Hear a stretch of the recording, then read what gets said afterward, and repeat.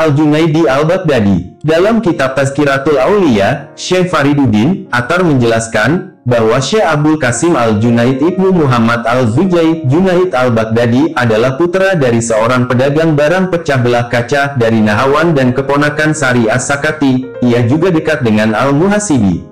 Beliau lahir dan besar di Irak. Abdul Qasim Al-Junaid merupakan tokoh paling terkemuka dari mazhab tasawuf, bahkan kelak beliau mendapat gelar sebagai Sayyidus Sufiyah, pangeran kaum sufi. Ia memerinci sebuah doktrin teosofikal yang menentukan seluruh rangkaian latihan sufisme ortodoks dalam Islam. Ia menjelaskan teori-teorinya dalam pengajaran-pengajarannya, serta dalam serangkaian suratnya yang hingga kini masih ada, yang ditujukan kepada sejumlah tokoh pada masanya. Abdul Qasim Al-Junaid merupakan pemimpin sebuah mazhab yang besar dan berpengaruh. Beliau juga dikenal sebagai seorang mufti dalam mazhab Abu Thawr, murid Imam Syafi'i. Al-Junaid wafat di Baghdad pada hari Sabtu tahun 297 Hijriah 910 Masehi. Masa kecil Junaid Al-Baghdadi. Sejak kecil, Junaid telah memiliki kedalaman spiritual, telah menjadi seorang pencari Tuhan yang bersungguh-sungguh, sangat disiplin, bijaksana, cepat mengerti dan memiliki intuisi yang tajam. Suatu hari, ia pulang ke rumah dari sekolah. Ia menemukan ayahnya tengah menangis. "Ayah, apa yang terjadi?" tanya Junaid. "Ayah ingin memberikan sedekah kepada pamanmu, Sari," tutur sang ayah. Namun ia tidak mau menerimanya. Ayah menangis karena ayah telah mencurahkan seluruh hidup ayah untuk dapat menyisihkan uang 5 dirham ini, namun ternyata uang ini tidak memenuhi syarat untuk dapat diterima oleh salah seorang sahabat Allah. "Berikan uang itu kepadaku dan aku akan memberikannya kepada Paman Sari." Dengan begitu, ia mungkin mau menerimanya, kata Junaid. Sang ayah memberikan uang itu kepadanya, lalu Junaid pun pergi. Sesampainya di rumah pamannya, Junaid mengetuk pintu. "Siapa itu?" terdengar suara dari dalam rumah. "Junaid," jawab sang bocah. "Buka pintu dan terimalah tawaran sedekah ini." "Aku tidak menerimanya," kata Sari. "Aku mohon, terimalah ini, demi Allah yang telah begitu dermawan padamu dan telah begitu adil pada ayahku," kata Junaid. "Junaid, apa maksudmu Allah begitu dermawan kepadaku dan begitu adil kepada ayahmu?" tanya Sari. Junaid menjawab, "Allah begitu dermawan padamu karena Dia menganugerahimu kemiskinan. Sedangkan kepada ayahku, Allah telah begitu adil dengan menyibukkannya dengan urusan-urusan dunia. Engkau memiliki kebebasan untuk menerima atau menolak sekehendak hatimu. Sedangkan ayahku, suka atau tidak, harus menyampaikan sedekah yang dititipkan Allah padanya kepada orang yang berhak." Jawaban Junaid ini menyenangkan hati Sari. "Anakku, sebelum aku menerima sedekah ini, aku telah lebih dulu menerimamu," kata Sari. Setelah berkata begitu, Sari membuka pintu dan menerima sedekah itu. Ia menempatkan Junaid di tempat yang istimewa dalam hatinya. Junaid baru berusia 7 tahun saat Sari mengajaknya berhaji. Di Masjidil Haram, masalah syukur tengah dibahas oleh 400 syekh. Masing-masing syekh mengemukakan pandangannya. "Utarakanlah pendapatmu," kata Sari pada Junaid. Junaid berkata, "Syukur berarti engkau tidak bermaksiat kepada Allah dengan menggunakan karunia yang telah Dia anugerahkan kepadamu, juga tidak menjadikan karunia-Nya sebagai sumber ketidaktaatan padanya." "Bagus sekali, benar-benar merupakan pelipur lara bagi para mukmin sejati," kata para syekh itu. Ke-400 syekh itu sepakat bahwa tidak ada definisi syukur yang lebih baik daripada apa yang telah dikatakan oleh Junaid. "Anakku," ujar Sari, "segera tiba saatnya, lidahmu menjadi sebuah karunia istimewa dari Allah untukmu." Junaid menangis tatkala mendengar pamannya berkata begitu. "Dari mana engkau belajar?" tanya Sari. "Dari duduk bersamamu," jawab Junaid. Junaid lalu kembali ke Baghdad dan menjadi penjual barang pecah belah. Setiap hari ia pergi ke tokonya, menutup tirai toko, lalu mendirikan salat 400 rakaat. Selang beberapa lama, ia akan meninggalkan tokonya dan pergi ke sebuah ruangan di serambi rumah Sari. Di sana ia menyibukkan diri dengan penjagaan hati.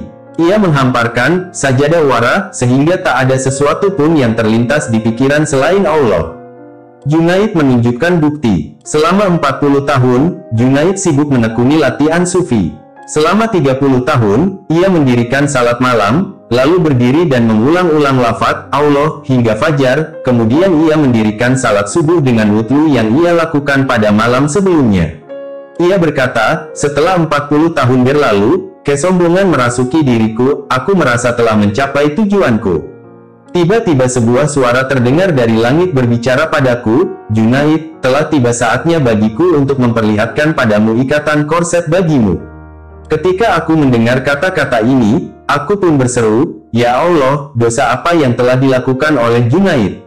Suara itu menjawab, untuk apa engkau tanyakan itu? Apakah engkau ingin mencari-cari dosa yang lebih menyedihkan daripada apa yang engkau perbuat?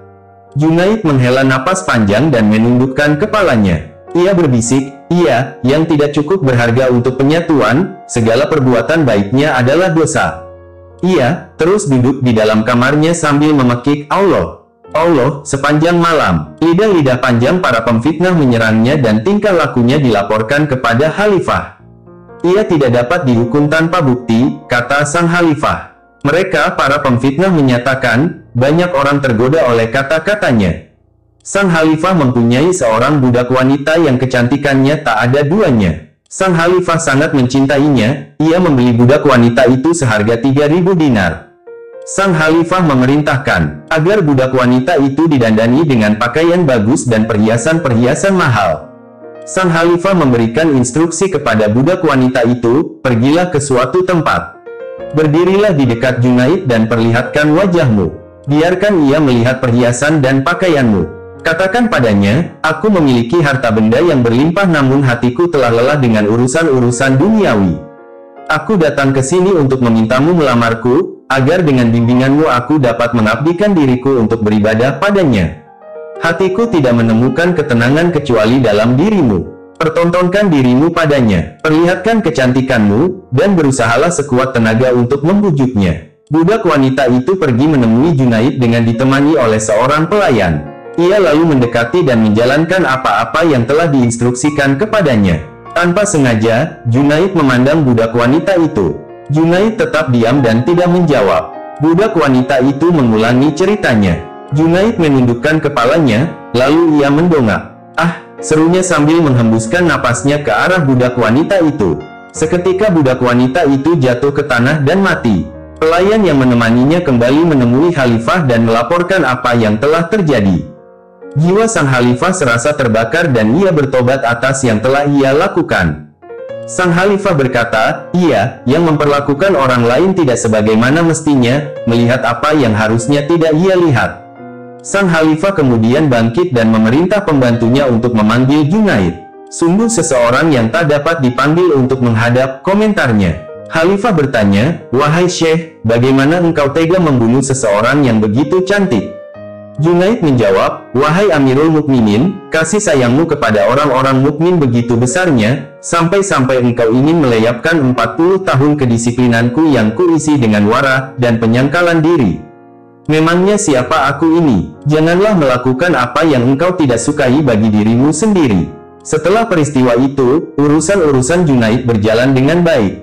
Kemasyhurannya tersebar ke seluruh penjuru dunia. Seberapapun seringnya ia disiksa, reputasinya meningkat 1000 kali lipat. Ia mulai berkhotbah. Suatu kali ia menjelaskan, aku tidak berkhotbah di muka umum sampai 30 wali besar mengatakan padaku bahwa aku telah pantas untuk menyeru manusia kepada Allah. Ia berkata, selama 40 tahun aku duduk menjaga hatiku. Kemudian selama 10 tahun hatiku menjagaku. Kini telah genap 20 tahun di mana aku tidak mengetahui apapun tentang hatiku dan hatiku pun tidak mengetahui apapun tentang aku. Ia melanjutkan, selama 30 tahun, Allah berbicara kepada Junaid dengan lidah Junaid. Junaid tidak berada di sana sama sekali, namun manusia tidak mengetahuinya. Junaid berkhotbah. Saat lidah Junaid telah mahir mengutarakan kata-kata yang menakjubkan, Sari As-Sakati mengatakan kepadanya bahwa telah wajib baginya untuk berkhotbah di muka umum. Awalnya Junaid merasa ragu, tidak ingin melakukan hal itu. Saat ada sang guru, tak pantas bagi si murid untuk berkhotbah, kata Junaid mengutarakan keberatannya. Sampai akhirnya pada suatu malam, Junaid bertemu dengan Nabi Saw. Dalam mimpinya, berkhotbahlah, kata Nabi Saw. Keesokan paginya pada suatu malam, Junaid pun bangkit dan hendak pergi menemui Sari untuk menceritakan mimpinya. Namun, ketika hendak keluar, ia menemukan Sari tengah berdiri di depan pintu. Sari berkata, "Sampai saat ini, engkau masih ragu-ragu, menunggu orang-orang lain memintamu untuk berkhotbah. Kini engkau harus bicara, berkhotbah di muka umum karena kata-katamu telah dijadikan sarana bagi keselamatan seluruh dunia.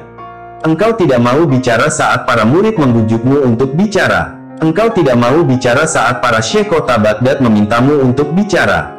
Engkau juga tidak mau bicara kendati aku telah mendesakmu untuk bicara. Sekarang, Nabi Saw telah memerintahkanmu untuk bicara, maka engkau harus bicara." "Ya Allah, maafkanlah hamba," tutur Junaid, "Paman, bagaimana engkau tahu kalau aku bertemu dengan Nabi Saw dalam mimpiku?" Sari menjelaskan, "Aku bertemu dengan Allah dalam mimpiku. Dia berkata, aku telah mengutus Rasulku untuk meminta Junaid berkhotbah di atas mimbar. Kalau begitu, aku akan berkhotbah," kata Junaid kemudian. "Namun dengan satu syarat, yang hadir tidak lebih dari 40 orang. Suatu hari, Junaid berkhotbah di hadapan 40 orang hadirin. 18 orang diantaranya meninggal dunia dan 22 orang lainnya jatuh ke tanah tak sadarkan diri. Mereka kemudian diangkat dan dibawa pulang ke rumah mereka masing-masing. Di lain hari, Junaid berkhotbah. Di antara hadirin ada seorang pemuda Kristen, namun tak ada seorang pun yang mengetahui bahwa pemuda itu beragama Nasrani. Pemuda itu mendekati Junaid dan berkata, "Nabi bersabda, berhati-hatilah terhadap pengetahuan orang yang beriman, karena ia melihat dengan cahaya Tuhan." Junaid menjawab, "Yang benar adalah engkau harus menjadi seorang muslim dan memotong korset Nasranimu, karena ini adalah acara khusus bagi muslim." Seketika itu pula pemuda tadi menjadi seorang muslim. Setelah Junaid berkhotbah beberapa kali, masyarakat menyuarakan penentangannya. Akhirnya Junaid pun berhenti berkhotbah dan kemudian kembali ke kamarnya. Ia didesak untuk terus berkhotbah namun ia menolak. "Sudah cukup," katanya, "aku tidak dapat mengusahakan kehancuranku sendiri." Beberapa waktu kemudian, Junaid naik ke mimbar dan mulai berkhotbah tanpa pemberitahuan sebelumnya. "Kebijaksanaan apa yang terdapat di dalam apa yang engkau perbuat ini?" ia ditanya. Junaid menjawab, "Aku menemukan sebuah hadis di mana Nabi SAW bersabda, pada akhir zaman, yang menjadi juru bicara suatu masyarakat adalah orang yang terburuk di antara mereka. Ia akan berkata pada mereka, aku tahu bahwa aku adalah orang yang terburuk di antara kalian. Aku berkhotbah karena apa yang telah disabdakan oleh Nabi SAW. Dengan begitu, aku tidak menentang kata-kata beliau." Al-Jurairi mengabarkan, "Aku baru saja pulang dari Mekah, dan hal pertama yang kulakukan adalah mengunjungi Al-Junaid agar tidak mengangan-angan diriku. Aku lalu memberi salam kepadanya dan pulang ke rumah. Keesokan harinya ketika aku salat subuh di masjid, aku melihatnya berdiri pada saf di belakangku. Aku berkata, aku mendatangimu kemarin hanya supaya engkau tidak mengharap-harap diriku." Ia menjawab, "Itulah keutamaanmu, dan itulah hakmu."